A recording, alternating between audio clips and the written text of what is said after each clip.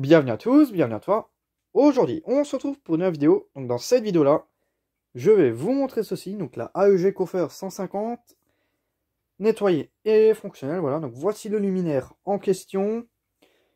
Donc luminaire du fin 90, début 2000. Donc, parce que le bloc appareillage il date de 1999. Le condo de 98. Donc bon. Donc j'ai mis une lampe Osram 150 du début des années 2000. Donc elle est neuve, j'ai mis une lampe neuve dedans, si déjà le luminaire il est neuf. Donc j'utilise une lampe neuve, mais les sodium elles se marquent pas dès qu'elles sont neuves. Et dès qu'on les utilise quelques minutes, elles restent toujours pareilles. Donc je m'en fous un peu, et même si ça marquerait, je m'en fous. Donc on va commencer par le carton. Donc ça c'est la boîte de la lampe. Donc il m'en reste encore une. Donc bon. Tac. Et voilà, donc bon le carton c'est le même. Hein. Là on a les deux cartons. Comme dans la précédente vidéo, on a celui-là, celui-là, la notice que je vous ai montré dans la précédente vidéo, le bout de polystyrène et le fond du carton. Il est propre. Le carton en général, il est propre. Je l'ai entièrement nettoyé. Le carton maintenant, il est quasiment neuf, si je peux dire. Donc il est vraiment propre. État général correct. Là, il y avait une quantité énorme de poussière dessus. Et maintenant, franchement, il est potable. Hein. Donc, Nieder Lauterbach. Bienvenue en Alsace. Avec ce genre de nom de village. Enfin bon, donc là, il y a le luminaire. Donc, je le remballerai après la vidéo proprement. Dans l'emballage d'origine. Donc, hop, la petite sodium. Ok. Donc là, il y a le luminaire. J'ai mis une fiche. De devant. Mais bon, il est neuf. Donc ça change. Bon, après, il change pas plus que ça. Mais il est déjà plus propre que dans la précédente vidéo. AEG Coffer 150. Donc j'ai recollé l'amorceur. Je ne l'ai pas changé comme c'est l'amorceur d'origine. Et qui tenait bien. Enfin, il tient bien, donc je le laisse. Voilà. Les fermetures de vasque.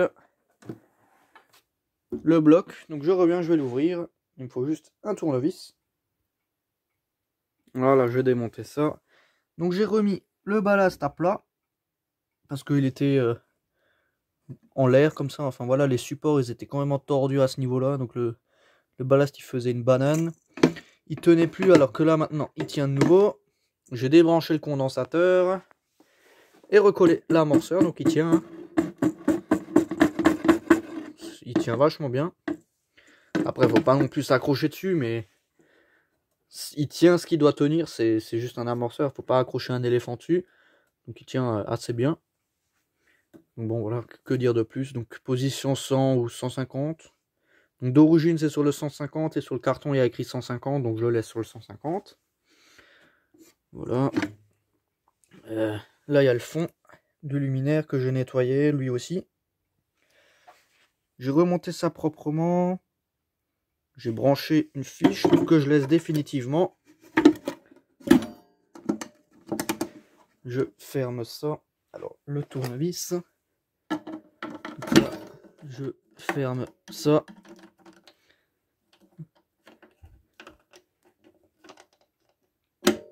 Voilà. Clac, donc c'est juste un quart de tour.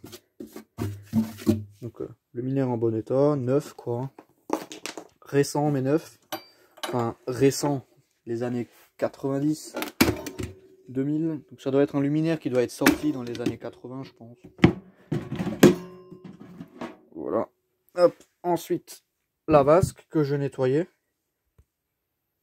Et le réflecteur. Donc là, le voilà. Donc il brille encore plus. C'est vraiment abusé la brillance du réflecteur. Hop, donc j'ai nettoyé ça. Donc là aussi on a l'étiquette du luminaire. Donc vous pouvez faire pause pour lire. Si ça veut bien. Voilà, là on voit bien.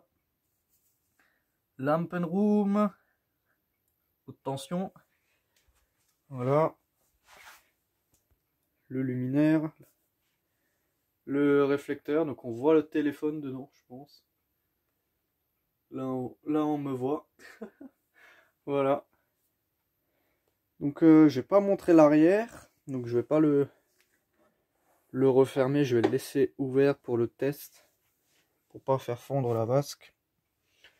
Ouais, donc hop, je le mets sur le côté. On voit peut-être pas forcément, donc je vais allumer le flash. Voilà, bon, l'arrière en bon état.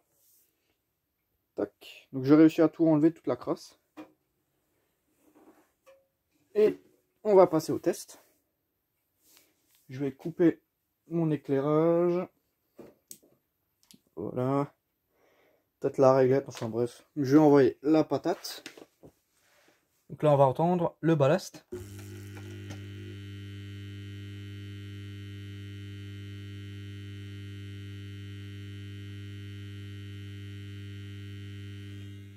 Il bourdonne bien.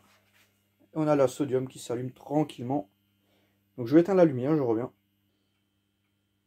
Et du coup, le luminaire il s'allume tranquillement. Donc aussi petite parenthèse. Juste après cette vidéo, je vais m'attaquer aux deux boules holophones. Je vais les faire en même temps. Comme ça, elles sont faites. Et pas en faire une et après l'autre. Comme ça, c'est réglé. Je les refais en même temps. Comme ça, tout ce qui est pièces, je peux les ranger. Pas besoin d'attendre d'avoir fait la deuxième. Voilà. Donc bon, ça s'allume. Bon, après, c'est du sodium 150 watts, tout ce qu'il y a de plus classique. Mais bon. Hop, donc tout ce qui est outillage, là, j'ai plus besoin. Ça, je peux le remballer.